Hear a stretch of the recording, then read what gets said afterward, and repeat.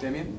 Eddie, obviously a big disaster for Nick, but how is he and what are your options?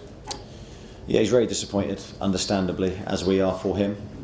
He's been magnificent this season for us.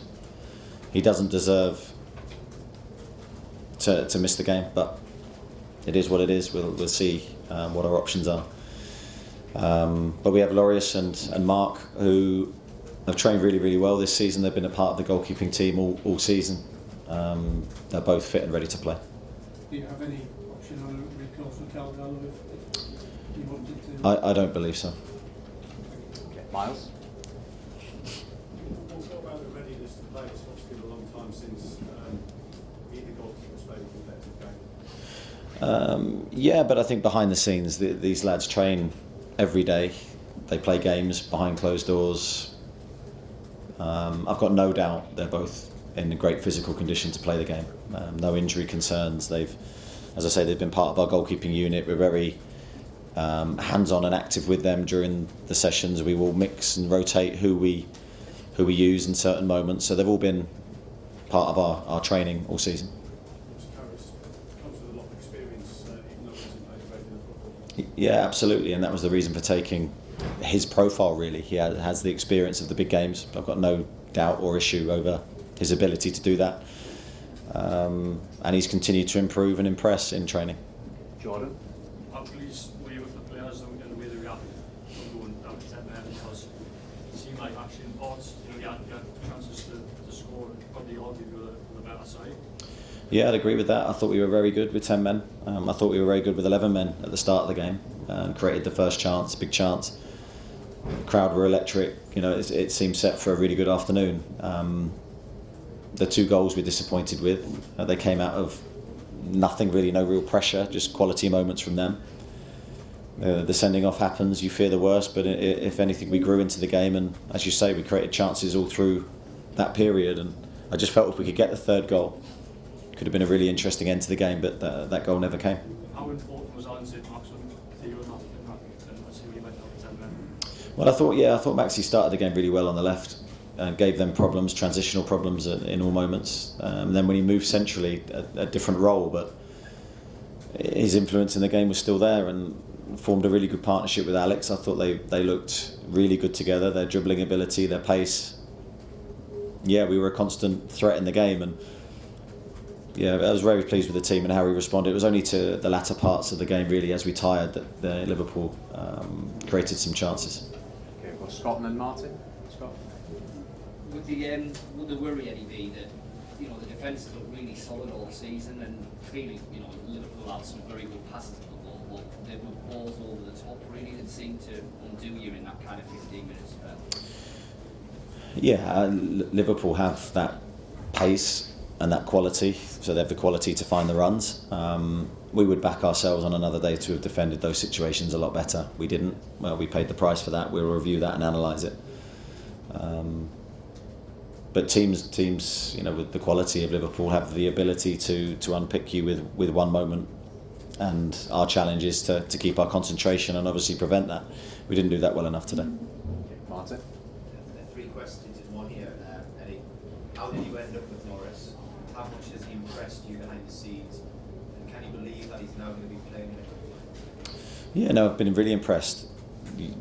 You see him from the outside. He's a really likeable character, very laid back, very relaxed, but in his training focused.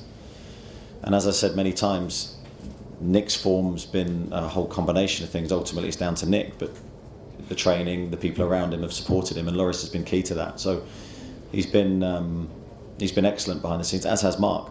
So that's what you have a goalkeeping team for. Look, it's not something we wanted for Nick, because he's been outstanding and we wanted him to play in the game.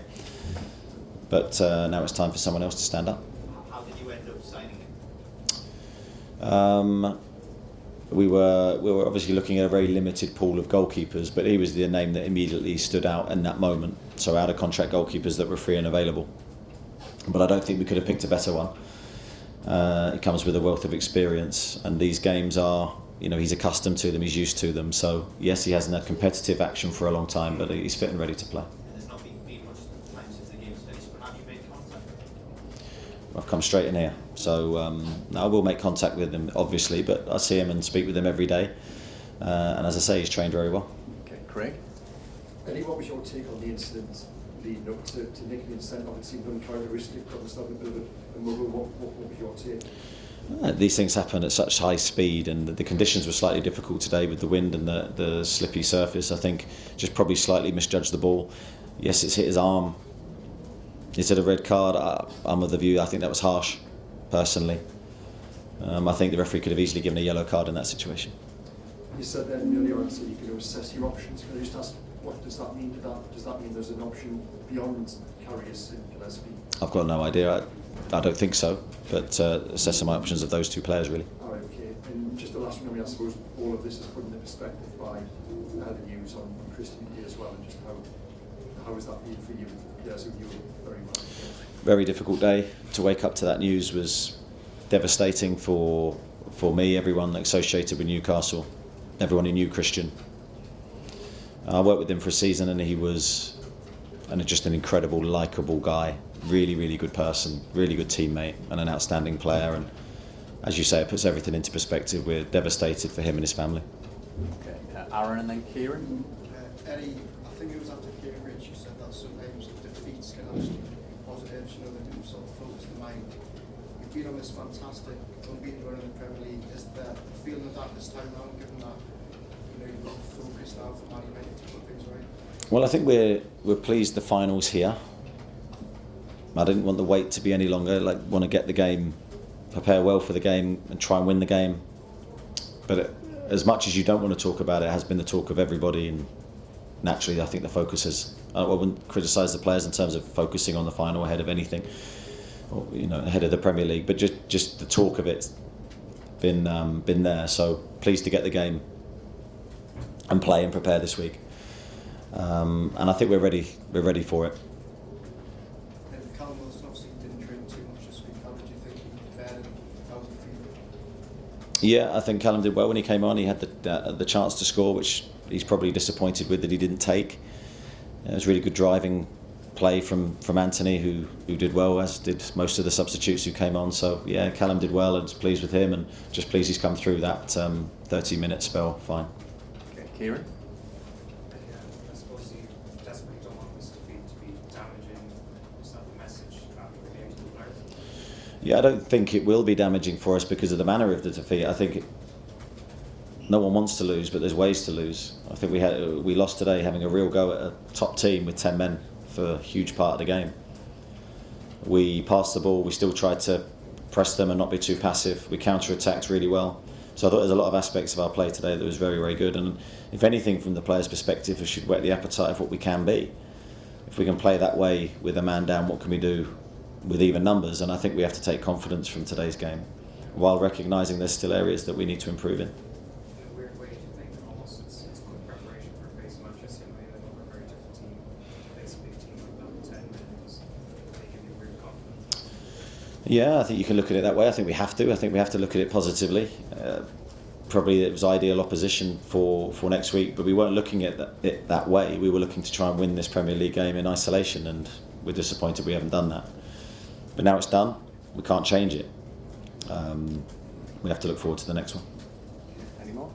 Eddie, probably a stupid question, I apologise, but is Loris here?